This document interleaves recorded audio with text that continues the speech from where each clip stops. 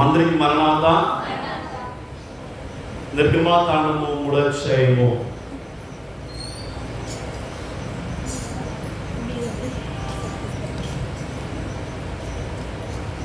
2వ వచనం నుండి 4వ వచనం వరకు చదువుతున్నాము.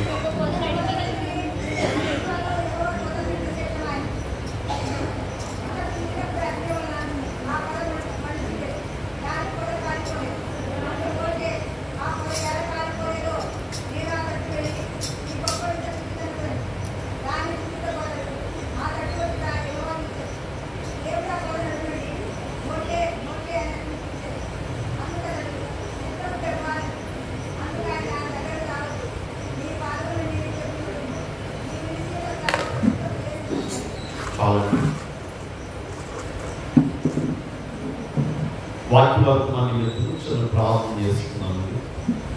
ప్రార్థన మమ్మల్ని మిక్కిలిగా ప్రేమించిన ప్రియ పరలోకపు తండ్రి, నీ నామమునకు వందనాలు, స్తుతులు, స్తోత్రములు ప్రభువా. దేవా మీకు వందనములు, నమస్కారములు నాయనా.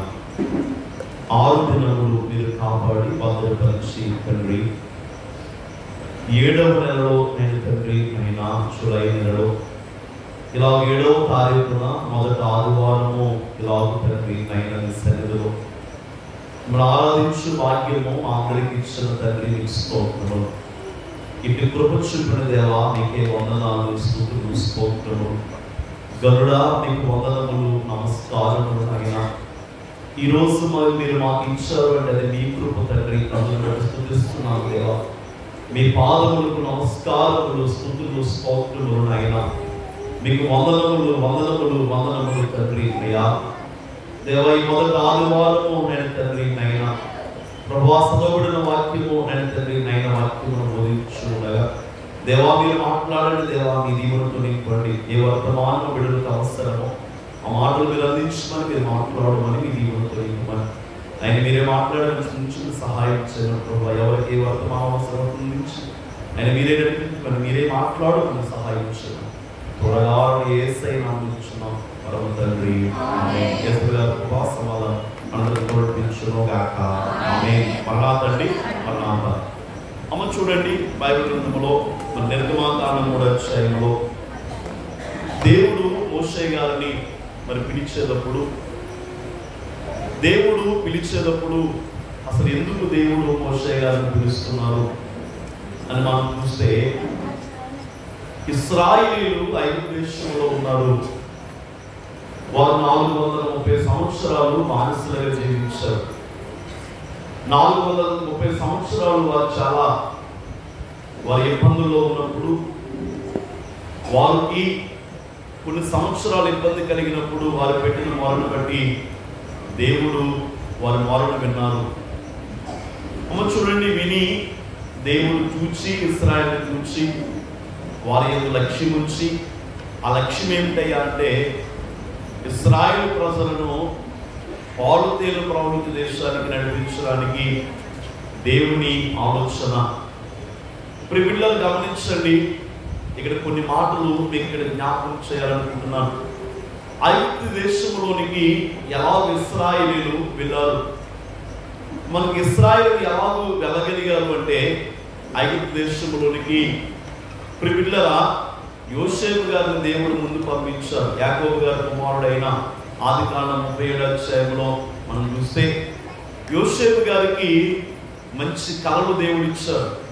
ఏమండి, ఆ మంచి కళలు ఇస్తే అన్నగారులు ఏం పడ్డారయ్యా అంటే అసూయ పడ్డారు. పిల్లలు ఒక రోజున మరి మందను కాస్తున్న అన్నగారుల దగ్గరకు యోసేపు గారిని పంపించారు. తండ్రి గారు అయినటువంటి యాకోబు గారు పంపించినప్పుడు ఈయన అన్నం తీసుకుని వెళ్ళాడు. మరి ఆహారము తీసుకుని వెళ్ళి మరి వాళ్ళకి ఇవ్వడానికి వెళ్ళినప్పుడు వాళ్ళు ఆహారం తీసుకున్నారు. వాళ్ళు ఆహారం తినేశారు. ఏమండి, వారు అసూయ పడ్డారు. వాళ్ళకి ఏం ఆలోచన వచ్చిందంటే, ఏమైనా సరే యోసేపు లేకుండా చేస్తే కళలు ఏమైపోతాయి అనుకున్నారు. యోసేపుకు వచ్చిన కళలు లేకుండా అయిపోతాయని వారు అనుకుని ప్రేమికులారా యోసేపు గారిని లేకుండా చేయాలని మరి ఆయన గుంపులో పడేశారు. ఆయన అంగీ తీసేసుకున్నారు. ఒక చక్కటి అంగి తండ్రి కుట్టించిస్తే ఆ అంగి తీసుకుని ఒక గొర్రెను వధించి దాంట్లో ముంచి అది తండ్రికి చూపించడానికి ముంచి యాకోబు గారిని గుంటలో పడేస్తారు. ఏమంటే గుంటలో పడేసిన తర్వాత యాకోబు గారిని ఇంకొక అన్నగారు వచ్చి వర్తకులకు ఆయన అమ్మేశాడు. అమ్మ, ఐగుప్తు దేశముకు ఇశ్రాయేలు ఎలాగ వెళ్ళాలో మీకు ఈ మాట జ్ఞాపకం చేస్తూ ఉన్నాను. ప్రైవేట్ల గమనించండి. మరి ఇప్పుడు యోసేపు గారిని గుంటలో పడేశారు. ఒక అన్నగారు అయితే తీసి ఆయన్ని అమ్మేశాడు వర్తకులకు. ఐగుప్తు దేశంలో ఉన్న వర్తకులు వెళ్తుంటే, గుగ్గులు అమ్ముకున్న వర్తకులు వెళ్తూ ఉంటే వారికి యోసేపు గారిని అమ్మేశారు. యోసేపు గారు ఐగుప్తు దేశం వెళ్ళాడు. వెళ్ళిన తర్వాత ఆయనకి ఏమన్నా ఆ వర్తకులు ఎవరికి అమ్మేసేది ఏంటంటే, పోతీఫర్ ఇంట్లో ఆయన పని చేసుకోవడానికి పోతీఫర్ గారు ఆయన కొనుక్కున్నాడు. పోతీఫర్ గారు ఏం చేస్తున్నాడు అంటే, పోతీఫర్ గారి ఇంట్లో యోసేపు గారు ఏం చేస్తున్నాడంటే ఒక నమ్మకమైన పనిగా అతను చేస్తున్నాడు, నమ్మకస్తుడుగా. ఆది కాండంలో మరి 38వ అధ్యాయం 39వ అధ్యాయాల్లో మనకు కనబడుతూ ఉందండి. 39వ అధ్యాయంలో మనకు కనబడుతుంది ప్రేమికులను. అయితే నమ్మకంగా పనిచేస్తుంటే పోతీఫరు మరి మనం చూస్తే వారి భార్య మరి యోసేపు గారు నింద వేస్తుంది. ఇప్పుడు ఆయన వెళ్ళి ఏమండి ఆ నిందను బట్టి ఆయన తప్పేమీ చేయలేదు, కానీ నింద వేయబడితే ఆయన ఎక్కడికి తీసుకెళ్లారు అంటే చెరసాల్లో పడవేస్తారు. అలా చెరసాల్లో ఉండి ఎన్నాళ్ళు ఉన్నాడు ఆయన చెరసాల్లో అంటే ఇంచుమించుగా 37వ సంవత్సరం 17వ సంవత్సరంలో కలుస్తే, ఆది కాండం 37వ అధ్యాయంలో 17వ సంవత్సరంలో ఆయన కలుస్తేనండి ఏమండి 13 సంవత్సరాలు ఆయన శ్రమను పొందాడు. 13 సంవత్సరాలు శ్రమ పొందిన తర్వాత 13 సంవత్సరాల తర్వాత ప్రిమిడ్లరా మరి పానదాయకుడు భక్ష్యకారుడు వచ్చారు. ఎవరు వచ్చారండి? పానదాయకుడు. అమ్మ, వీళ్ళిద్దరూ తప్పు చేశారంట రాజుగారి దగ్గర. వీళ్ళు తప్పు చేయబడింది అని మనకు బైబిల్లో కనబడుతుంది. మరి ఇప్పుడు వీళ్ళిద్దరిని తీసుకుని వచ్చి ఎక్కడికి తీసుకొచ్చారు? వీళ్ళు ఆ చెరసాల్లోకి తీసుకొచ్చారు. యోసేపు గారు కూడా చెరసాల్లో ఉన్నాడు. చెరసాల నాయకుడు ఈయనకి ఏమి ఇచ్చాడు తెలుసండి? ఒక అధికారం ఇచ్చాడు. ఏమిచ్చాడమ్మా? ఒక అధికారాన్ని ఇచ్చాడు. ఒక అధికారాన్ని ఇచ్చినప్పుడు చెరసాల ఆ ఉన్న ఖైదీలందరి మీద ఒక అధికారిగా ఈయన పనిచేస్తున్నాడు. ఎవరో తెలుసా? యోసేపు గారు. చెరసాలలో ఉన్నా కూడా దేవుడు ఆయన ఏం చేశాడు చెప్పండి? ఒక పోస్ట్ ఆయనకి ఇచ్చాడు దేవుడు. ఇప్పుడు చెరసాలలోకి ఎవరు వచ్చారు? పానదాయకుడు, భక్ష్యకారుడు వచ్చారు. ఇద్దరు కూడా కళలు వచ్చినాయండి. ఇద్దరు కళలు చెప్తున్నారు. ఇప్పుడు యోసేపు గారు అంటున్న మాట ఏంటో తెలుసా? ఇదిగో పానదాయకుని అంటున్నాడు, నీవు మరలా గిన్నె అందిస్తావు రాజు గారికి, నీవు పొరవు గిన్నె అందిస్తావు. భక్ష్యకారుడితో చెప్తున్న మాట ఏంటో తెలుసండి? నీవింకా బ్రతకవు, 3 దినాలు విందు జరుగుతుంది, తర్వాత నీకు ఎలాడు తీస్తారు, నీవు చనిపోతావు. కానీ పానదాయకుడికి అయితే నీవు బ్రతుకుతావు. ఒక్కసారి నన్ను జ్ఞాపకం తెచ్చుకుంటే రాజుగారికి చెప్తే నేను బయటికి అమ్మా, నేను ఎక్కడికి వెళ్ళిపోతాను? నా దేశానికి వెళ్ళిపోతాను. ఏమండి, నా ప్రాంతానికి వెళ్ళిపోతాను. అమ్మా, ఆయన ఆలోచన అదే కదా. ఒకవేళ బయటకు వచ్చాడు అనుకోండి యోసేపు గారు, ఎక్కడికి వెళ్ళిపోతాడు? తండ్రిళ్ళు గుర్తుకొస్తుంది, అన్నగారులు గుర్తుకొస్తారు, అక్కడికి ఈయన ప్రిమిడ్లరా. ఇప్పుడు పానదాయకుడు ఏమైపోయాడు? వినాలండి, మరిచిపోయాడు. పానదాయకుడు ఏమయ్యాడమ్మా? మరిచిపోయాడు. రాజుగారు గిన్నె అందిస్తున్న వ్యక్తి మరిచిపోయాడు. ఎవరు మరిచినా దేవుడు మరవడు. ఎవరు మరిచిపోయినా దేవుడు ఏం చేయడమ్మా? మరిచిపోయే దేవుడు కా. అమ్మా, దేవుడు మర్చిపోతాడా? మరవడు. దేవుడు మరిచే దేవుడు కావు. ఇప్పుడు ఆలోచన చేయండి. ఇప్పుడు రాజుగారికి కళ వచ్చిందంట. ఎవరికమ్మా? రాజుగారికి కళ. మరో గారికి కళ వచ్చింది. ఏమండి, ఆ ఏంటి ఆ కళ అంటే ఏటి ఒడ్డులోంచి, ఏటిలోంచి బలమైన 7 ఆవులు ఏటి ఒడ్డులోంచి అమ్మ బయటకు వచ్చి మేస్తున్నాయి. మరలా వికారమైన ఆవులు, బలహీనమైన ఆవులు వచ్చి ఆ బలమైన ఆవులనంట తినేసినాయి. ఏమంటే ఎలా ఉన్నాయంట? ఎంత తిన్నా వీడు ఇంతేనండి అంటారు కొంతమంది. అమ్మా తిని తింటాడా? తింటాడండి. వీడు తిన్నా ఇంతే. దేవుడికి మహిమ కలుగుతుంది కాక. ఆ శరీర తత్వం అంతే. ఏమన్నా ఈరోజు ఊళ్ళు రాకూడదులండి. దేవుడికి మహిమ కలుగును కాక. ఇప్పుడు వీళ్ళని గమనించండి, అవి తినేసిని బలహీనమైన ఆవులు వచ్చినాయి. బలమైన ఆవులు తినేసిన బలహీనంగానే ఉన్నాయి. ఆయన లేచాడు. ఏంటి కలవరం ఏమండి?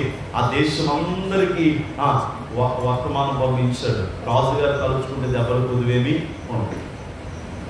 ఏమండి? వర్తమానం పంపించాడు. ఏమని తెలుసా? ఇదిగో నాకు కళ వచ్చింది, కళ చెప్తాను, భావం చెప్పాలి. ఎవరైనా సరే ఆ భావాన్ని చెప్పండి. అందరిని పిలిచాడు. అందరూ వచ్చారు. ఎవరు వచ్చినా కూడా అయ్యా మాకు తెలియదు రాసా. ఎందుకంటే దేవుడు దాచాడు. ఎందుకంటే ఇశ్రాయేల్ని అక్కడికి నడిపించాలి కదా. దేవుడు ఏమన్నాడు అబ్రహాం గారితో దేవుడు చెప్పిన మాట ఏంటి తెలుసండి? నీది కాని దేశంలో నీ జనాంగం ఉంటారు, వారు ఇబ్బంది పడిన తర్వాత వారిని మరలా నేను బయటికి తీసుకొస్తాను అన్నాడు దేవుడు. నేను బయటికి తీసుకొస్తాను. మరి ఇశ్రాయేలు వెళ్ళాలంటే దానికి ఒక మార్గం కావాలి కదండి. పిల్లరా, యోసేపు గారు ఇప్పుడు చూడండి, అప్పుడు గుర్తుకొచ్చిందంట పానదాయకుడికి. పానదాయకుడికి గుర్తొచ్చి పానదాయకుడు అంటున్నాడు రాజుగారితో, రాజా నా కళ చెప్పినట్టు జరిగింది. పక్షికారుడు కళ చెప్పినట్టు జరిగింది. నేను బ్రతికాను, నేను మరలా గిన్నె అందిస్తున్నాను. ఆయన జ్ఞాపకం తెచ్చుకోమని నేను మర్చిపోయాను. రాజా, ఒక ఎబ్రీడు ఉన్నాడు, మీ కళ భావాన్ని చెప్పగలడు. మీ కళ భావాన్ని చెప్పగలడు. ఏమన్నా రాజుగారు కలుసుకుంటే ఇందాక చెప్పాను కదా, దెబ్బలు కొదువేమనదు, పెట్టేటప్పుడు కూడా కొదువడు. ఆయన ఏమేమన్నా ఇవ్వాలన్నా ఇస్తాడు, ఏమన్నా చెరసాల్లో వేయాలన్నా చేస్తాడు. ప్రియులారా గమనించండి, వెంటనే కౌరు పంపిస్తే యోసేపు గారిని బయటికి తీసుకొచ్చారు. మంచి వస్త్రాలు కట్టారు, మంచి విలువైన వస్త్రాలు కట్టి ప్రియులారా యోసేపు గారిని రాజుగారి దగ్గరికి తీసుకొస్తే రాజుగారు కళ చెప్తే ఆయన చెప్పాడు, రాజా 7 సంవత్సరాలు విస్తారమైన పంట పండుతుంది. 7 సంవత్సరాల పంట. దీని కలభావం ఇదే. ఏమండి? ఆయన చెప్పేటప్పుడు కూడా ఒక మాట అన్నాడు, ఇదిగో రాజా మీకు దేవుడే క్షేమకరమైన వర్తమానం తెలియజేస్తాడు అని చెప్పాడు ఆయన యోసేపు గారు. ఏమంటే కలభావం చెప్పాడు ఆయన. చెప్పగానే రాజుగారు ఏమంటారు తెలుసండి? ఇటువంటి వివేకం కలిగిన దేవుని ఆత్మ కలిగిన మనుషుల్ని మనం కనుగొనగలమా అన్నాడు ఆయన. అన్న వెంటనే నిర్ణయం తీసుకున్నాడు. ఏంటా నిర్ణయం తెలుసా? ఇదిగో నా తర్వాత నీవే అధికారివి, నీవే ప్రధానమంత్రివి, నీవే ఇదిగో సింహాసనం మీద నువ్వు కూర్చో. కానీ నా తర్వాత నీ మాటే, నా మాట నా కుటుంబం తప్ప తర్వాత నీ మాట నీ మీద ఎవరు చేయాలించకూడదు, ఎవరు కూడా ఏమి అనకూడదు అని ఒక అధికార స్థితి ఇచ్చారు. చిన్నదేం కాదండి. ఒకవేళ ఆయన పానదాయకుడు చెప్పగా చిన్న పోస్ట్ తీసుకున్నాడు అనుకోండి, ఆయన ఇశ్రాయేలు అందరినీ తీసుకురావడానికి ఉంటుందా? ఉండదు. ఇప్పుడు ప్రధానమంత్రి అయ్యాడు ఆయన. గొప్ప అధికార స్థితిలోకి దేవుడు ఇచ్చాడు ప్రిమిడ్లరా. మరి ఇప్పుడు ఆహారం కొరకు అన్ని దేశాల వాళ్ళు అన్ని ప్రాంతాల నుంచి వస్తున్నారు. ఇప్పుడు ఇశ్రాయేలీలు కూడా ఏమంటే ఇశ్రాయేలు కుమారుడైనటువంటి యాకోబు గారు కుమారులైనటువంటి వారు కూడా యోసేపు గారు అన్నగారులు అయినటువంటి వారు కూడా యోసేపు గారి దగ్గరికి వచ్చారు. ఈయన ఎలా ఉన్నాడు? ఇప్పుడు నిల్వ చేసేసాడు ధాన్యాలు, అమ్మచుండి ఆ పంటలన్నీ కూడా నిల్వ చేశాడు. ప్రిమిడ్లరా ఇప్పుడు నుంచి ఆ నిల్వ చేసిన ఏ గ్రామంలో అయితే ఏ ప్రాంతంలో అయితే అక్కడ పంట పండుతుందో అదంతా నిల్వ చేసేసాడు. ఎక్కడికక్కడ గుడామ్స్ కట్టేశాడు ఆయన. ఎక్కడికక్కడే అధికార స్థితిని ఆయన ఎక్కడికక్కడే దాసేస్తాడు ప్రిమిడ్లరా. ఇప్పుడు అందరూ వస్తున్నారు, కొనుక్కుంటున్నారు. అలాగే ఇశ్రాయేలు కుమారుడైనటువంటి యాకోబు గారి కుమారులైనటువంటి వారు కూడా 10 మంది కుమారులైనటువంటి వారు కూడా వచ్చారండి. బెన్యామీను యాకోబు గారి దగ్గర ఉన్నాడు. యోసేపు గారు ఆయనేమో ప్రధానమంత్రి స్థితిలో ఉన్నాడు. ప్రియులారా అందుకే 10 మంది వచ్చారు. ఈ 10 మంది కూడా ప్రియులారా గమనించండి, ఈ 10 మంది కూడా ఆహారానికి వస్తే ఈయన ఏం చేస్తారు తెలుసా? ఆహారం ఇచ్చి, నేను నిర్గమకాండం 3వ అధ్యాయం చదివించి ఇదంతా ఎందుకు చెప్తున్నానో ఒకసారి ఆలోచన చేయండి. దేవునికి మోషేతో పని ఏంటి? విధంగా మనం చెప్పుకున్నాం. ప్రియులారా గమనించండి, ఇప్పుడు యోసేపు గారి దగ్గరికి ఎవరు వచ్చారో తెలుసండి, అన్నగారు అయినటువంటి వారు అందరూ కూడా వచ్చారు. వారికి తెలియదు ఈయన యోసేపు అని. ప్రియులారా యోసేపు గారు గుర్తుపట్టాడు. యోసేపు గారికి తెలుసు. ఏమంటే ఆహారం ఇచ్చారు, ఆ ఆహారంలో కొనుక్కున్న డబ్బులు కూడా ఆహారంలో పెట్టి పంపించేశాడు ఆయన. అమ్మా రెండోసారి ప్రియులారా ఈయన సమాచారం అడిగిన తర్వాత ఇప్పుడు బెన్యామీను తీసుకురమ్మనండి. ఎవరినండి?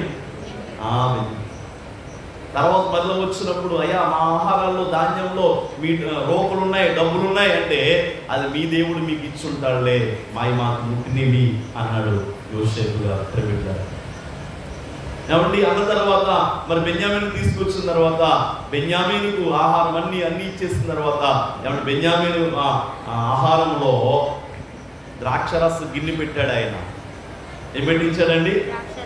గిన్నె పెట్టించాడు. పెట్టించిన తర్వాత వాళ్ళు వెళ్ళిపోతుంటే దారిలోకి వెనకాల మళ్ళీ ఎవరిని పంపించాడు? మనుషులను పంపించాడు. పంపించిన తర్వాత వాళ్ళు చెప్తున్నారు ఏమని తెలుసా, ఇదిగో మా రాజు గారు శకునం చూసి తెలుసుకుంటారని మీకు తెలియదా అన్నారు. చూసి తెలుసుకున్నాడండి ఆయన. పెట్టించాడా?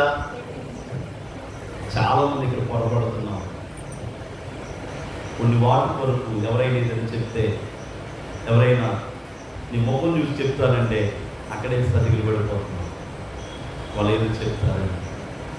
అమ్మా అతనికి ఏమీ తెలియదు, దేవునికి తప్ప.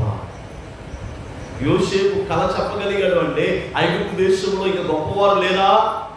ఉన్నారు, కానీ వాళ్ళకి ఎక్కడ కూడా ఆ రహస్యం తెలియలేదు. దేవుడికి తెలుస్తున్న స్థితి ఎవరికి కూడా. అమ్మ యోసేపు గారు మనం చూస్తే తెలుసుకోడా ఆయన మా ప్రధానమంత్రి గారికి చూసి తెలుసుకోలేదండి. పెట్టించాడు ఆయన, పంపించాడు ఆయన. ఎందుకంటే వాళ్ళకి ఇక్కడ ఉండడం కోసం. మళ్ళీ వెనక్కి వచ్చేసారు ఇలా అందరూ. ఇప్పుడు ఆయన అంటున్నాడు బెన్యామీను ఉంచమంటున్నాడు. ఎవరినండి? బెన్యామీను. మా నాన్నగారు ఊరుకోరండి. ఒక ఆయన చనిపోయాడు, ఇంకొన్నది ఒక ఆయనే. అంటే యాకోబు గారికి రాహేలు గారికి పుట్టిన కుమారులు యోసేపు గారు, బెన్యామీను. ఇప్పుడు ఈయనకి ప్రేమ ఎక్కువైంది. ఇప్పుడు బిడ్డరా ఇంకా తట్టుకోలేక పక్కకి వెళ్ళి ఏడ్చి దగ్గరికి వచ్చి, నేనే మీ సహోదరుడిని, నేనే యోసేపుని, నేనే బ్రతుకున్నాను అనగానే వీళ్ళకి ఇంకా టెన్షన్ ప్రారంభమైంది. ఏం ప్రారంభమైందా? ఇంకా టెన్షన్. ఎందుకంటే అమ్మో ప్రధానమంత్రి స్థితిలో ఉన్న ఈయన మమ్మల్ని ఏమైనా చేస్తాడేమో అన్న స్థితి. అప్పుడు ఆయన అన్నాడు, బిడ్డరా అందరూ విన్నారు. వాళ్ళందరితో రాజుగారితో ఏమడిగాడు తెలుసండి, మా వారందరూ వచ్చి ఉండడానికి ఈ ప్రాంతంలో మాకు స్థలం కావాలి. యోసేపు గారు ప్రధానమంత్రి గారు రాజుగారిని ఏమడిగాడండి, మా వాళ్ళందరూ వచ్చి ఇక్కడ ఉండడానికి ఏం కావాలి? ప్లేస్ కావాలయ్యా అంటే ఐగుప్తు దేశంలో గోషేను ప్రాంతాన్ని వారికి ఇచ్చినట్లుగా మనం చూస్తాం.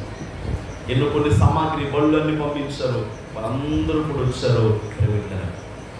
ఏమండి యాకోబుతో దేవుడు చెప్తున్నాడు ఏమో తెలుసా, ఇదిగో భయపడవద్దు, నిన్ను దీవిస్తాను, నిన్ను తీసుకెళ్తున్న ఆ స్థలంలో నీ ప్రజలను దీవిస్తాను అని దేవుడు యాకోబు గారితో చెప్పారు.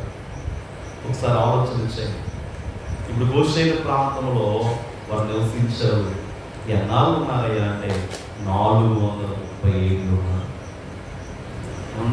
ఇప్పుడు 2వ అధ్యాయం మీకు అర్థమవుతుందని చదివిస్తున్నాను. 2వ అధ్యాయం 23 నుండి 25 వరకు చదువు. కావున అనేక దినములు జరిగిన మీదట ఐగుప్తు రాజు చనిపోయిను. ఇశ్రాయేలు తాము చేయించున్న వెట్టి పనులు బట్టి నిట్టూర్పులు విడుచు మొరపెట్టుచుండగా తమ వెట్టి పనులు బట్టి వారు పెట్టిన మొర చేయడం. ఒక్కసారి అండి అమ్మా, ఐగుప్తు రాజు చనిపోయాను. ఏ రాజు చనిపోయాడు అంటే ఫరోగా. యోసేపు గారికి ప్రధానమంత్రి ఇచ్చాడు చూసారా, ఆ ఫరో గారు చనిపోయాడు, యోసేపు గారు చనిపోయారు, యాకోబు గారు చనిపోయారు. ఇప్పుడు ఈ ఇశ్రాయేలు జనాంగం ఎంతమంది అండి? 20 లక్షల మంది. ఇప్పుడు కొత్త రాజు వచ్చాడు. ఈ కొత్త రాజు ఏం చేస్తున్నాడు? ఇదిగో ఇశ్రాయేలు పెరిగిపోతున్నారు, ఇశ్రాయేలు ఎక్కువైపోతున్నారు, వాళ్ళ మగబిడ్డను బ్రతకనివ్వద్దు. ఏమండి, మగబిడ్డలను బ్రతకనివ్వద్దు. 2వ అధ్యాయం మొదటి నుంచి చదువుకుంటే మనకు కనబడుతుంది. అమ్మా, మగబిడ్డలు ఏం చేయొద్దంట? చంపేయమన్నాడు రాజుగారు. ఈ బాధ భరించలేక వాళ్ళకి ఇబ్బంది కలిగి కన్నీళ్ళు వస్తూ, అయ్యో ఏంటైనా ఈ పరిస్థితి దేవా అని మొరపెడుతూ ఉన్నారు. వారి బాధను అమ్మా వారు మొరపెట్టారు. ఎప్పుడో తెలుసా? యోసేపు గారు ఉన్నంతసేపు వాళ్ళకి బాధ రాల. ఆ యోసేపు గారికి పదవిచ్చిన రాజు గారు ఉన్నంతసేపు వారికి బాధ రాలేదు. నేను అంటానండి, యోసేపు గారికి 2 కుమారులు కదా, ఎవరో ఒకరు ప్రధానమంత్రి చేయొచ్చుగా, దేవుడు చేయలేడా? చేయగలరు, కానీ చేస్తే ఇక్కడే ఉండిపోతారు వీరు. వీరికి మాట ఇచ్చిన దేవుడు ప్రిమిట్లరా. ఏమంటే దేవుడు మాట ఇచ్చాడు కదా, దేవుడు బయటికి తీసుకొస్తానని చెప్పాడు కదా దేవుడు. ప్రిమిట్లరా గమనించండి, దేవుడు చెప్పినటువంటి మాట. అమ్మా, వీరి కష్టముల్లో ఎప్పుడైతే యోసేపు గారు చనిపోయారో, అలాగే ఫరో గారు చనిపోయారో, అంటే యోసేపు గారికి పదవి ఇచ్చిన ఆయన అండి. ఫరో గారు అంటే ఇప్పుడున్న ఫరో గారు కాదు, బాధలు పెట్టే ఫరో గారు కాదు. పదవి ఇచ్చిన యోసేపు గారికి ప్రధానమంత్రి ఇచ్చిన రాజుగారు చనిపోయిన తర్వాత వీళ్ళకి ఏం స్టార్ట్ అయింది అంటే కష్టాలు స్టార్ట్ అయినాయి, బాధలు. ఏమండి, తొలి సంతానంలో మగబిడ్డ పుడితే చంపేయమంటున్నారు. వీళ్ళు ఇంకా ఇబ్రీ స్త్రీలు చురుకైన వారు, తెలివైన వారు, వాళ్ళు దాచుకుంటున్నారు బిడ్డల్ని. మంత్రస్థానాలు వెళ్ళకుండానే వాళ్ళు ఏం చేస్తున్నారు చెప్పండి? దాచుకునేవారు. అందుకే ఫరోతో అంటారు మంత్రస్థానాలు ఏమని తెలుసా? ఎబ్రీ స్త్రీలు చురుకైన వారండి. అమ్మా, వాళ్ళకి బాధ స్టార్ట్ అయింది, వాళ్ళ కన్నీళ్ళు. ఏమండి, ప్రార్థన చేయగా వారు పెడుతున్న బాధలను బట్టి వీరు ప్రార్థన చేయగా వీరి ప్రార్థన దేవుని యొద్దకు చేరింది. ఎవరి యొద్దకండి? దేవుని యొద్దకు చేరింది. అమ్మ, 2వ మాట 24. కాగా దేవుడు వారు మూలుగును విని అబ్రహాము, ఇస్సాకు, యాకోబులతో తాను చేసిన నిబంధనను జ్ఞాపకము చేసుకుని. దేవునికి స్తోత్రం అండి. 1 సంవత్సరం అయితే జ్ఞాపకం ఉండదు, ఈ రోజున 2 సంవత్సరాలు అయితే జ్ఞాపకం ఉండదు. ప్రిబిడ్లరా, నేను మాట ఇచ్చాను మీ తండ్రికి కానీ నీకు కాదు కదా అనేవాళ్ళు లేరా? మాట్లాడలేదండి మీరు ఎవరు? దేవుడు ఏంటో తెలుసా? 1030 సంవత్సరాలు అయిపోయింది. ఎందుకంటే అబ్రహాము గారి వయసు లెక్కేయండి, ఇస్సాకు గారి వయసు లెక్కేయండి, యాకోబు గారి వయసు లెక్కేయండి. వీళ్ళ ముగ్గురు వయసు లెక్కేసిన తర్వాత ఈ ప్రజలందరూ కూడా ఐగుప్తు దేశం వచ్చారు కదా. అమ్మా, వీళ్ళున్న బాధల్లో ఉన్న సంవత్సరాలు ఎన్నండి అంటే వీళ్ళున్న కాలం ఎంత? 430 సంవత్సరాలు. ఈ 430 ప్లస్ 600 సంవత్సరాలు వేసుకోండి, ఇంచుమించుగా 1000 సంవత్సరాలు. 1000 సంవత్సరాలు అయిపోయినా కూడా అబ్రహాం, ఇస్సాకు, యాకోబులకు చేస్తున్న నిబంధన జ్ఞాపకం తెచ్చుకున్నాడు ఆయన. దేవునికి స్తోత్రం. ప్రిబిడ్లరా, జ్ఞాపకం తెచ్చుకున్నాడు ఆయన. ఎవరి దగ్గరైనా డబ్బులు తీసుకున్నాం అనుకోండి, అయ్యా డబ్బులు తెస్తున్నాను, మీరు సిద్ధపాటు చేయండి అంటే రాసిన నోటు ఏదో ఉంటుంది కదా, అది తీసేస్తారు. అమ్మిస్తారా? దేవునికి మహిమ కలుగును గాక.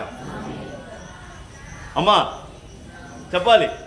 ఇప్పుడు వీళ్ళు ఎప్పుడైతే ప్రార్థన చేశారో, అబ్రహాం, ఇస్సాకు, యాకోబులకు చేస్తున్న నిబంధనను దేవుడు ఏం చేస్తాడు తెలుసా? ఫైల్ తీసాడు ఆయన, జ్ఞాపకం చేసుకున్నాడు ఆయన.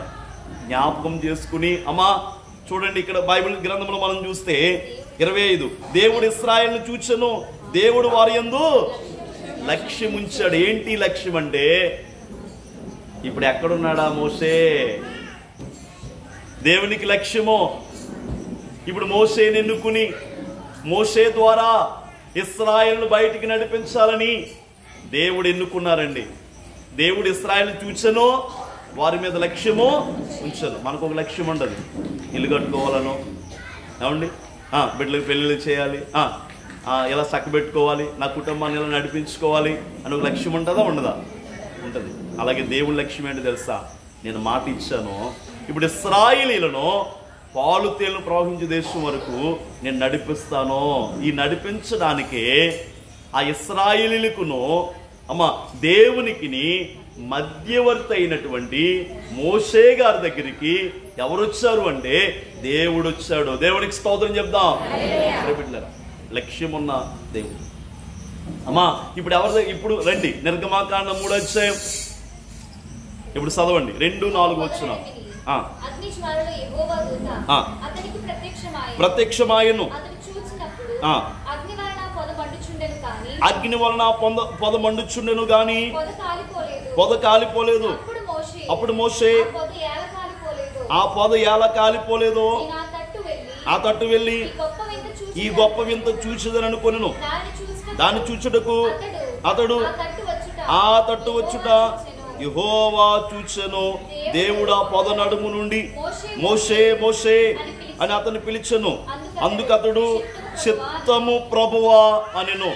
అమ్మ చూడండి, ఈయన 40 సంవత్సరాలు కోటలో పెరిగాడు. ఇప్పుడు 40 సంవత్సరాలు ఎక్కడున్నాడయ్యా అంటే ఇత్రో గారు కుమార్తెను వివాహం చేసుకుని ఇత్రో గారు మందను మేపుతూ ఉన్నాడు మిద్యానీయుల ప్రాంతంలో. ప్రియబిడ్డలారా, బైబిల్ గ్రంథంలో 3వ అధ్యాయం 1వ వచనం, మోషే మిద్యాని యాజకుడు ఇత్రోను తన మామ మందను మేపుచ్చు ఆ మందను అరణ్యం అవతలకు తోలుకొని దేవుని పర్వతమైన హోరేబుకు వచ్చెను. ఎక్కడున్నాడండి ఆయన? ఆ పొదను అమ్మ చూడండి ఆ మందను కాస్తూ ఉన్నాడు. ప్రియబిడ్డలారా, ఇప్పటికి ఆయన వయస్సు 80 సంవత్సరాలు. ఎంత చెప్పండి? 80 సంవత్సరాలు ఆయన గొర్రెలు కాస్తూ ఉన్నాడు.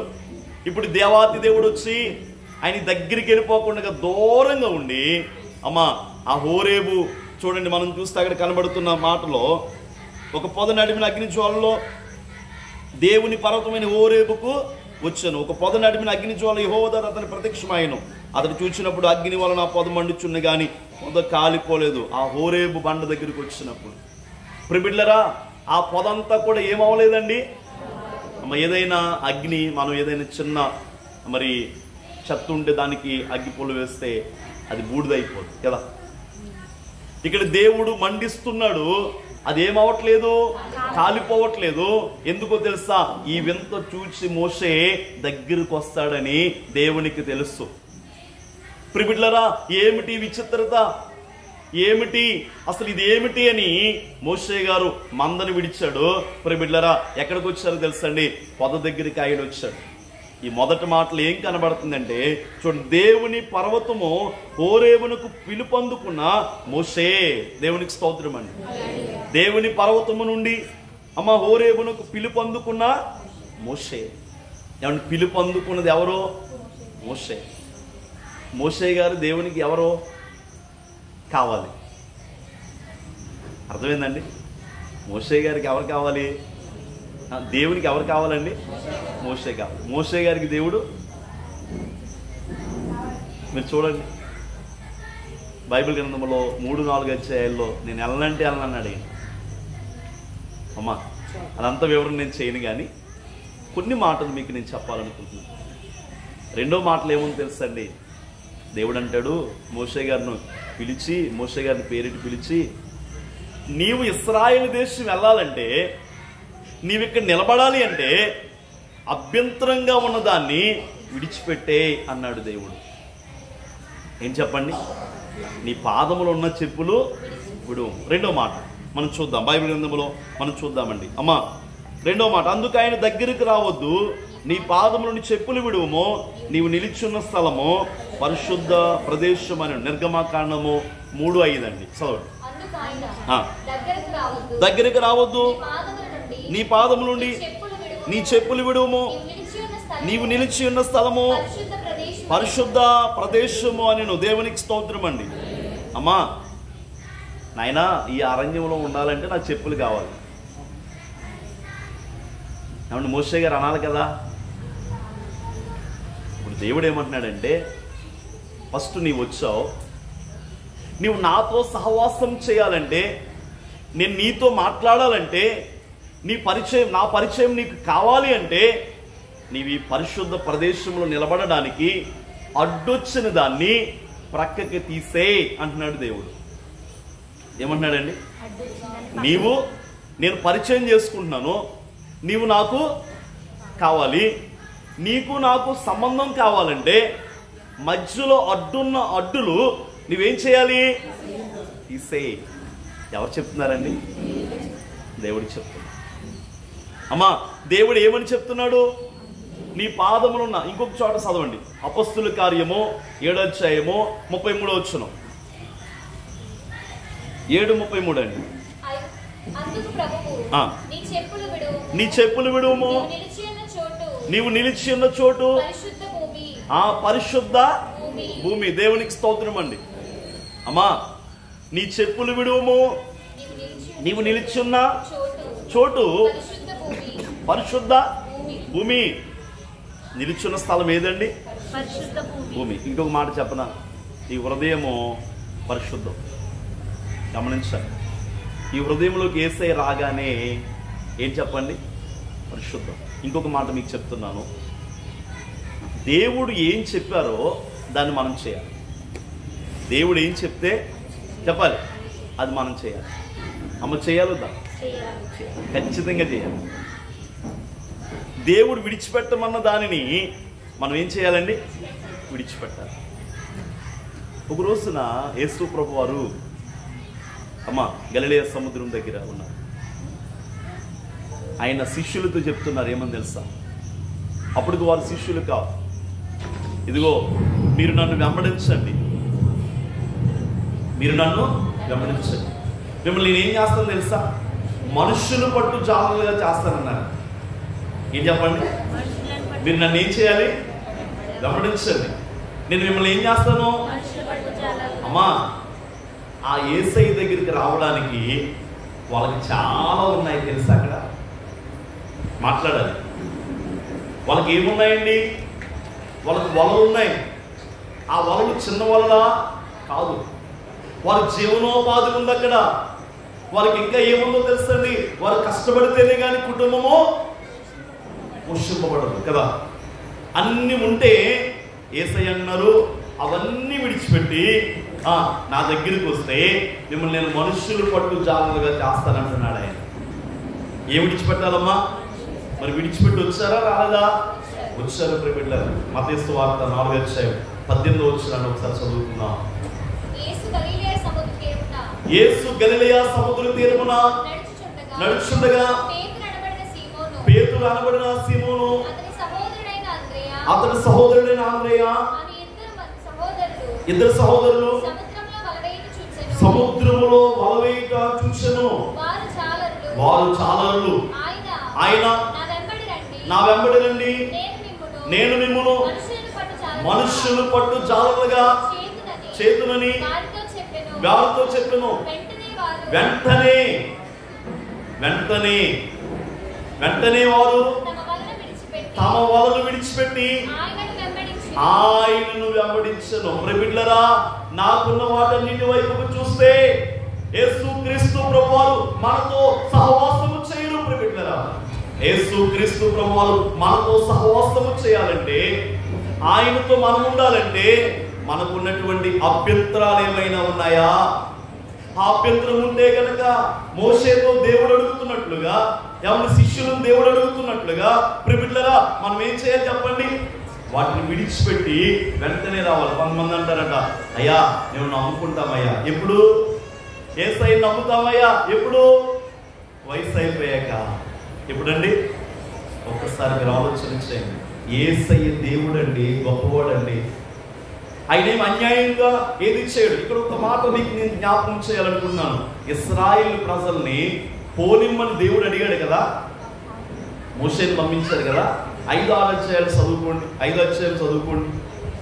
మేము ఉత్సవం చేసుకోవడానికి మా ప్రజల్ని పోనిమ్మని. అప్పుడు ఏమైనా సూచక్రియ చేశాడండి దేవుడు? వాళ్ళకి ఏమైనా నీళ్లు ఎర్రగా మార్చాడా? కప్పలు ఇచ్చాడా? పేర్లు ఇచ్చాడా? అమ్మా, ఏమండి పాములు చేయించాడా? చేయించరా. ఎందుకో తెలుసా? మాట వింటాడేమో అని. మీకు అర్థమైందండి? పరో మాట వింటారేమో. ఏమండి, మాట వినలేదు. దేవుడు ఎంత మంచివాడో చూడండి. ఎంత మంచి దేవుడు యేసయ్యా, నీ ఎంత మంచి దేవుడు యేసయ్యా,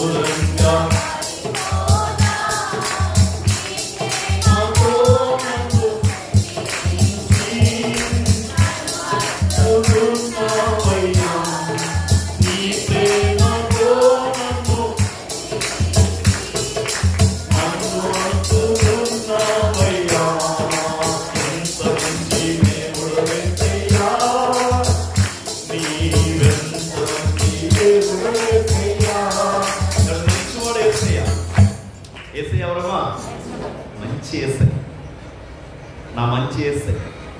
మనకి ఎవరు కావాలి? యేసయ్యే కావాలి. ఎవరు కావాలి? నాకు ఎవరు కావాలి? యేసు తప్ప ఎవరు కావాలి. అమ్మా, శిష్యులైన వారు అప్పుడు శిష్యులు కాదు.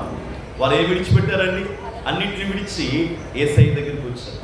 ఒక ఆయన సుంకపు గుర్తుదారుడు, ఏమంటే ట్యాక్స్ ఆఫీసర్, అమ్మ యేసయ్యని చూడాలని వచ్చాడు. మేడి చెట్టు ఎక్కాడు. యేసయ్య దగ్గరికి రాగానే ఆ చెట్టు దిగి ఆయన ఏమన్నాడు తెలుసా? నాయనా, నేను అన్ని విడిచిపెట్టేస్తా, అన్ని ఇచ్చేస్తా, నీవే నాకు. యేసయ్య ఏమన్నారు తెలుసా? నీ ఇంట్లోకి వస్తానయ్యా. నాయనా, నా ఇంటిలోకి నీవు వస్తే నాకున్నవి చాలా ఉన్నవి, ఆ చెడ్డవన్నీ విడిచిపెట్టేసి నిన్నే చేర్చుకుంటాను. అందుకే ఇతడు నా అబ్రహాము కుమారుడే, నేను ఇంటికి రక్షణ. అమ్మా, ఇప్పుడు చూడండి, మోషేతో దేవుడు చెప్తున్న మాట ఏంటి తెలుసా? మోషే, నీ పాదములను చెప్పులు విడువు. నేను ఒక మాట చెప్తానండి, నేను క్లుప్తంగా చెప్పి ముగించేస్తాను. ఇక్కడ 7 మాటలు ఉన్నాయి, కానీ నేను కొన్ని మాటలు మీకు పూర్తి చేస్తాను. ఒక స్నేహితుడు మనం మాట్లాడుకుంటున్నాం, ఏమండి, మనకు అతనితో పని ఉంది, అవసరం ఉంది. రే, నువ్వు ఇలా ఉండకూడదురా అంటామా? మన పని చేయించుకుంటామా? మాట్లాడాలండి. నేను చెప్పిన మాట మీకు అర్థమైంది. రే, ఇలా ఉండకూడదురా అంటామా? నాకు కావలసిన పని చేయించుకుంటామా? చెప్పాలి. మన అవసరత. ఒకవేళ చెప్తే వాడేమో దూరం అయిపోతాడేమో, వాడికి చెప్తే వాడు దూరం అయిపోతాడేమో, వాడు నా పని చేసి పెట్టడేమో అన్న ఆలోచన మనకుంటుంది ప్రియబిడ్డలారా. ఎందుకంటే మానవులం కాబట్టి. కానీ దేవుడికి పని ఉంది, మోషేతో పని ఉంది. మోషే అవసరం, మోషేని పంపించాలి, ఇశ్రాయేలును నడిపించడానికి మోషేయే కావాలి. కానీ దేవుడు చెప్తున్నాడు ఏమని తెలుసా? మోషే, నీవు నాతో నా మాటలు కావాలి అంటే, నాతో పరిచయము కావాలంటే, ఇది ఈ పొద దగ్గర నిలబడి ఉండాలంటే, ఈ స్థలంలో నీవు ఉండాలి అంటే, నీ పాదములను చెప్పులు విడువము. ఏం చేయాలండి? నీ పాదములను చెప్పులు విడిచిపెట్టిన తర్వాత దేవుడు ఏం చెప్తున్నాడు తెలుసా? ఇప్పుడు ఆయన మాట్లాడుతూ ఉన్నాడు. దేవునికి స్తోత్రం చెప్తాం. ఇప్పుడు దేవుడు మాట్లాడుతున్నాడు. 3వ మాటలోకి వస్తున్నాం. అమ్మ, 3వ మాట చూడండి, నిర్గమకాండం 3:6 అండి. మరియు ఆయన, నేను నీ తండ్రి దేవుడను, అబ్రహాము దేవుడను, ఇస్సాకు దేవుడను, యాకోబు దేవుడను దేవుడని చెప్పగా మోషే తన ముఖమును కప్పుకుని దేవుని వైపు చూడవలచెను. ప్రియబిడ్డలారా, 3వ మాటలు ఏంటి తెలుసా? నేను ఎవరినో చెప్తున్నాడు దేవుడు. ఏం చెప్తున్నామా? మోషే ఎప్పుడైతే పాదాలను చెప్పులు విడిచేశాడో, దేవుని దగ్గర నిలబడ్డాడో, ఆ మాట్లాడే ఆయన ఎవరో తెలుసుకున్నాడు. ఆయన దేవునికి స్తోత్రం చెప్దాం. మనం విడిచిపెట్టకపోతే దేవుళ్ళో ఉన్న అంతస్తు, దేవుళ్ళో ఉన్న ఔన్నత్యము, దేవుళ్ళో ఉన్న మహిమ మనలోనికి రాదు. రావాలి అంటే వాటిని ఏం చేయాలండి? విడిచిపెట్టాలి. వాటిని విడిచిపెడితే దేవుడు మనతో మాట్లాడుతాడండి. దేవుడు మనతో స్నేహం చేస్తాడు. దేవుడు మనకు తోడుంటాడు. ఎవరు లేకపోయినా దేవుడు ఉంటే ఏమిస్తాడు? ఆయన అన్నీ ఇస్తాడు. ఆయన ఏమిస్తాడు చెప్పండి? దేవుడు అన్నీయు ఇచ్చు దేవుడు, అన్నీయు సహాయం చేసే దేవుడు. అమ్మ, ఈ 3వ మాటలు ఏమో తెలుసా? అబ్రహాము దేవుడిని, ఇస్సాకు దేవుడును, యాకోబు దేవుడిని అని దేవుడు పరిచయం చేసుకున్నాడు. ఏమండి, ఎందుకు ఇప్పుడు మోషేను పిలిచారో ఇప్పుడు 4వ మాటలో దేవుడు చెప్తున్నాడు. ప్రియబిడ్డలారా, చూడండి, మనం చూస్తే నిర్గమకాండం 3వ అధ్యాయం 7, 8, 9 వచనాలు చదువుకుందాం. మరియు యెహోవా ఇట్లనెను, నేను ఐగుప్తులో ఉన్న నా ప్రజల బాధను నిశ్చయముగా చూచితిని. పనుల్లో తమను కష్టపెట్టిన వారిని బట్టి వారు పెట్టిన మొరను వింటిని, వారి దుఃఖములు నాకు తెలిసేయున్నవి. కాబట్టి ఐగుప్తీయుల చేతిలో నుండి వారిని విడిపించుటకును, ఆ దేశంలో నుండి విశాలమైన మంచి దేశములకు, అనగా కనానీయులు, హిత్తీయులు, అమోరీయులు, పెరిజీయులకు, ఇవీలకు, ఎబూసీయులకు నివాసస్థానమైన పాలు తేనెలు ప్రవహించు దేశములకు వారిని నడిపించుటకు దిగి వచ్చి ఉన్నాను. దేవునికి స్తోత్రం అండి. దేవుడు ఎందుకు వచ్చాడు? నీ విడిచిపెడితే నిన్ను పరలోకం తీసుకెళ్తాడు ఆయన. ఇంకా పట్టుకుని అక్కడే ఉన్నామా మీరే అనుకోండి, నేను అన్నాను. దేవునికి మహిమ కలుగునుగా. ఎందుకు దిగి వచ్చాడు దేవుడు? మోషేతో చెప్తున్నాడు ఆయన, ఇదిగో వారి బాధలు, వారి కష్టాలు, వారి అన్నీ కూడా నేను చూశాను మోషే, వారి మొరను నేను విన్నాను మోషే. దేవుడండి మన మొరను వినే దేవుడు. బాధలు కష్టాల్లో ప్రార్థన చేస్తే మన మొరను వినే దేవుడండి ఆయన. అమ్మా ఆయన చెప్తూ ఆయన అంటున్న మాట ఏంటి తెలుసా? చూడండి, మనం చూస్తే ఇది కనానీయులు, హిత్తీయులు, అమోరీయులు, పెరిజ్జీయులు, హివ్వీయులు, యెబూసీయులు నివాసస్థానమైన పాలు తేలు ప్రవహించే దేశములకు వారు నడిపించుకు దిగి వచ్చి ఉన్నాను. దేవునికి స్తోత్రం అండి. ఎందుకు దిగి వచ్చాడంటే ఆయన? ఆ పొల దగ్గరకు మోషేతో ఎందుకు మాట్లాడుతున్నాడు ఆయన? ఇదిగో ఇశ్రాయేలు బయటికి తీసుకురావడానికి. ఇదిగో వారు కష్టంలో ఉన్నారు, వారు బాధలో ఉన్నారు, వారి ప్రార్థన ఆ యొద్దకు చేరింది. నేను అంటానండి, ప్రార్థన చనిపోదండి. ఏమవుదండి? మీరు ప్రార్థన చేస్తారు కదా, ప్రార్థన ఏమవుదు? చనిపోదు.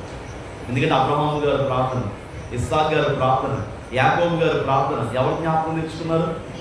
దేవుడు జ్ఞాపకం తెచ్చుకున్నారు. ఇశ్రాయేలు మొరపెట్టగా వాళ్ళందరికీ చేసిన నిబంధన దేవుడు జ్ఞాపకము తెచ్చుకున్నాడు. ప్రియబిడ్డలు గమనించండి, పాలు తేలు ప్రవహించే దేశానికి నడిపించడానికి నేను దిగి వచ్చాను మోషే, ఈ ప్రాంతం నుండి వాళ్ళని బయటికి తీసుకురావడానికి.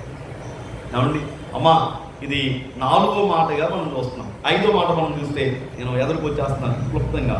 చూడండి అమ్మా, నిర్గమకాండము 3:12 ఆయన నిత్యముగా నేను నీకు తోడైందును, నేను నిన్ను పంపినందుకు ఇది నీకు సూచన.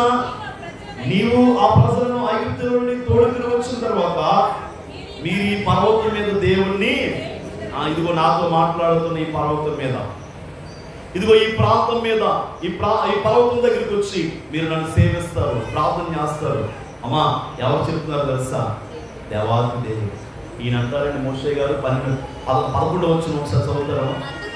అందుకు మోషే, నేను ఫరో ఎదురుకు వెళ్ళుటకును ఇశ్రాయేలును ఐగుప్తీయులను తోడుకుని పోడుకు ఎంతటి వాడనని దేవుడితో. అమ్మ ఎంతటి వాడని అంటున్నాడు ఈయన.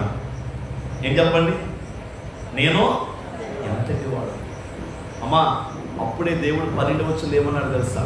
నేను అంటాను, యేసై నమ్మిన తర్వాత ఒక సమస్య వచ్చినా, శ్రమ వచ్చినా, ఇబ్బంది వచ్చినా, ఇరుగు వచ్చినా, నాయనా నా పని అయిపోయింది అనుకోకర్లా. ఎందుకంటే నిశ్చయముగా నేను తోడున్నాను అని మోషేకు వాగ్దానం ఇచ్చిన దేవుడు మనకు కూడా ఆ మాట మనకి ఉందండి.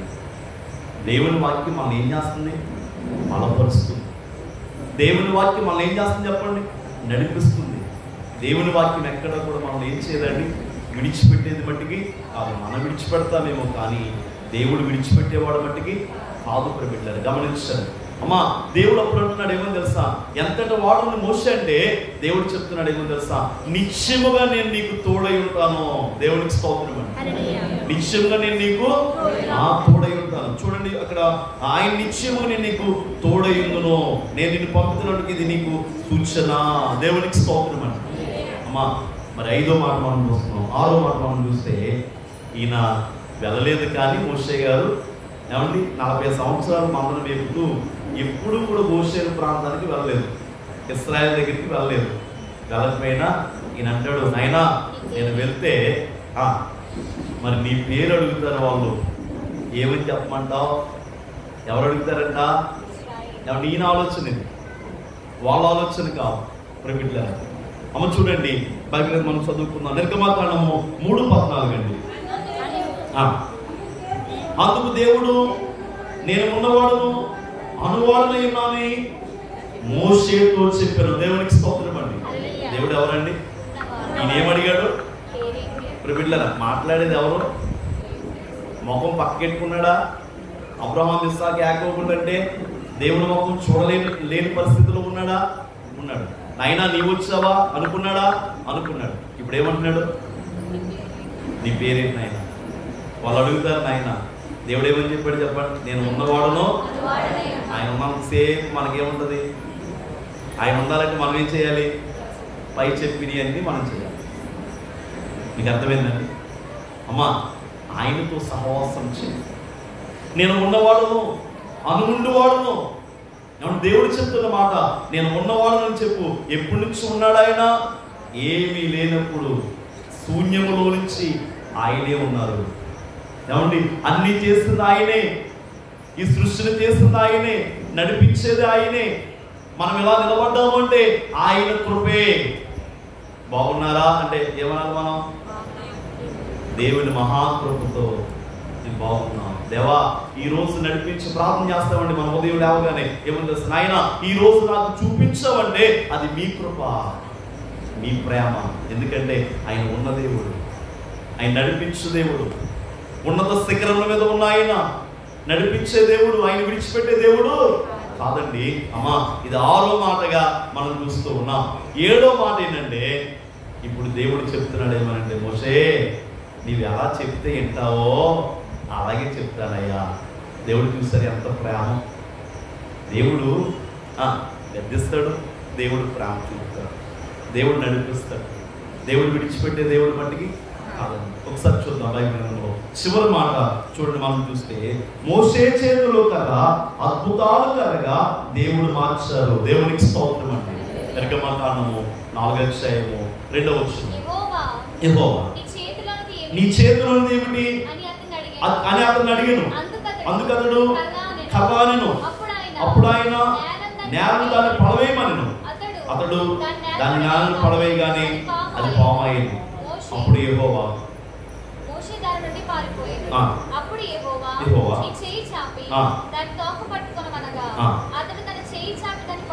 పట్టుకొనగానే కర్ర అయ్యింది. దేవునికి స్తోత్రం అండి.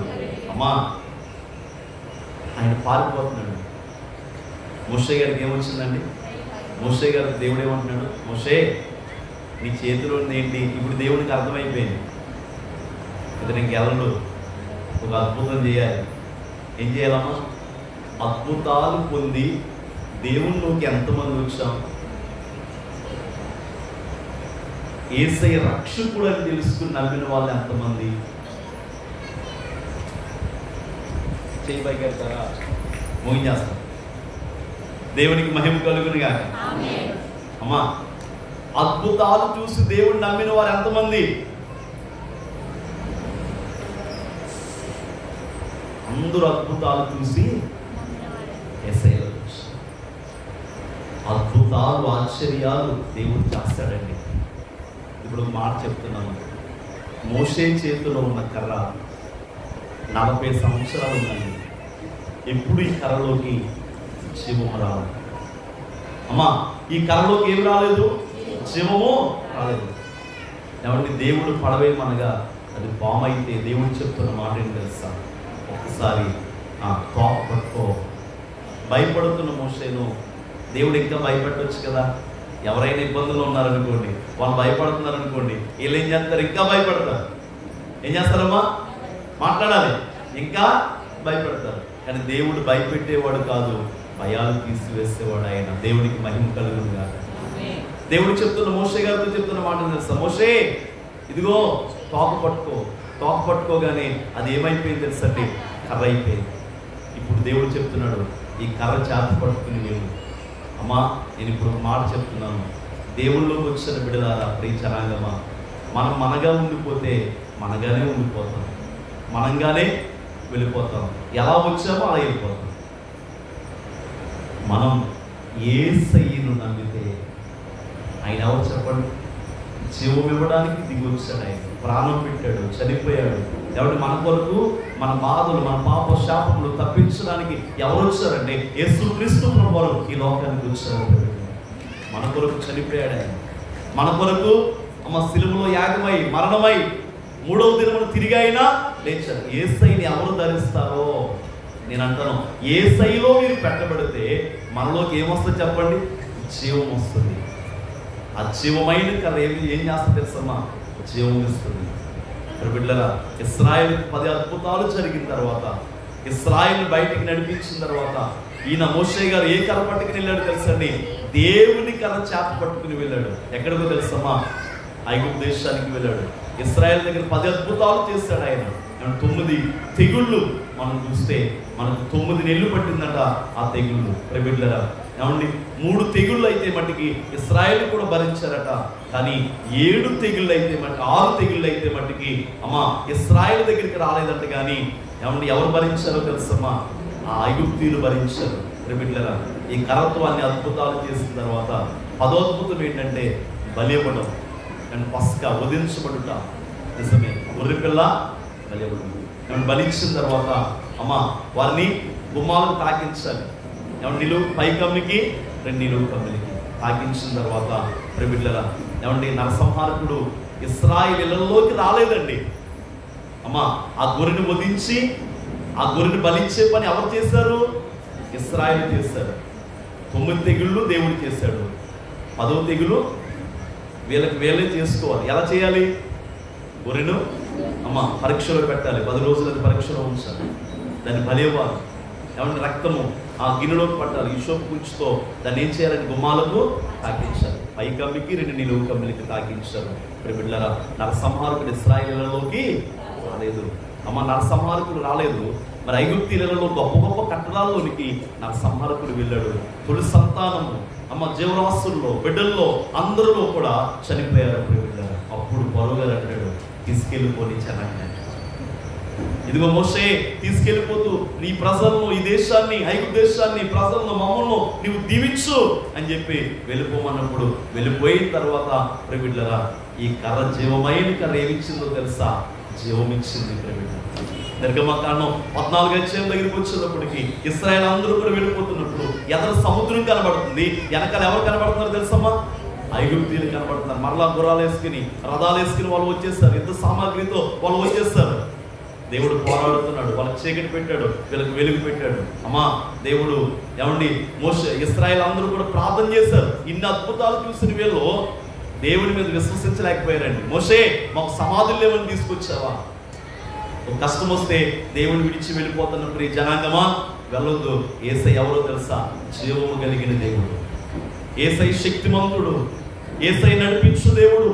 యేసై వాళ్ళని విడిచిపెట్టే దేవుడు మట్టికి కాదు. ఇశ్రాయేలు అంటున్నారు, మోషే దగ్గర ప్రార్థన చేశారండి. దేవుడికి ప్రార్థన చేశారు. మోషే మాకు సమాధులు లేవని తీసుకొచ్చావా? మమ్మల్ని ఎందుకు తీసుకొచ్చావు ఇక్కడికి? అక్కడ ఐగుప్తులు సమాధులు లేవని ఇక్కడ చేయడానికి తీసుకొచ్చావంటే మోషే గారు ప్రార్థన చేశారన్నారు. ఇవి ఇంకా ఆ జనాంగాన్ని మీరు చూడరు, ఊరకి నిలిచి ఉండని. అమ్మా మరి చూడండి, దేవుడికి ప్రార్థన చేసి దేవుడు చెప్తున్న, మోషే నాకు ఎలా మొరపెడుతున్నావు? నీ చేతిలో ఏముందయ్యా? కర్ర. అది దేవుడిచ్చిన కర్ర అండి. అమ్మా ఆ కర్ర తీసుకుని కొట్టగానే సముద్రానికి దారి వచ్చింది. ఇశ్రాయేలు దాటి వెళ్ళిపోయారు. ఐగుప్తీయులు కూడా వెనకాల వచ్చారు, నీటిలోకి వచ్చారు. దేవుని అద్భుత కర్ర లేదు, దేవుడు లేరు కనుక అమ్మ వారు ఏమైపోయారు తెలుసా? మునిగిపోయారు. ఇప్పుడు జీవమైన కర్ర ఏమిచ్చిందండి? జీవం ఇచ్చింది. యేసయ్య మనకి ఏమిచ్చాడు? జీవం ఇచ్చాడు. అమ్మా ఒకవేళ యేసయ్యని ధరించకపోతే, యేసయ్యని నమ్ముకుంటే మనలోకి జీవం వస్తుంది. నేను బ్రతికి ఉన్నాను కదా అనుకోవద్దండి. మనలోకి జీవం ఇచ్చేది ఎవరు అండి? యేసుక్రీస్తు ప్రభువు. ఆయన మనం ధరిస్తే, బాప్తిసం పొందితే, ఆయన బిడ్డగా అంగీకరిస్తే రేపొద్దున పరలోక రాజ్యం మందే. రాకడ మేఘం ఆయన వచ్చినప్పుడు మనం ఎగిరే స్థితి ప్రభు మనకిస్తారు. జీవమైన కథ అక్కడ జీవం ఇచ్చింది, వాళ్ళని బ్రతికించింది, వాళ్ళు స్తుతించేలా చేస్తుంది. మనం కూడా బిడ్డలరా ఏమంటే వాళ్ళు నూతన యెరూషలేము ఎలాగ నడిపించారు? ఈరోజు అభివృద్ధిలో ఉన్న పట్టణం, అలాగే మనం కూడా నూతన యెరూషలేము ప్రభు నడిపిస్తారు. అట్టి ధన్యత ఆశీర్వాదాలు మేము ప్రభు మనకు దయచేసి నడిపించును గాక. ఆమేన్. ప్రార్థన చేస్తున్నాం. మహాపురుషుడు తండ్రి, కృప కలిగిన దేవసేవకు వందనాలు. నైనా మీకు నమస్కారాలు, ప్రణతులు, స్తుతులు, స్తోత్రాలు తండ్రి. దేవా మీరు అందించిన మాటలు తండ్రి నైనా మా హృదయాల్లో భద్రపరచు, ఫలింపు చేసినట్టు సహాయం చేసి మీ దీవులతో యేసయ్య నామమున పరమ తండ్రి. ఆమేన్. మరణాతండి మీ అందరికీ మరణాత.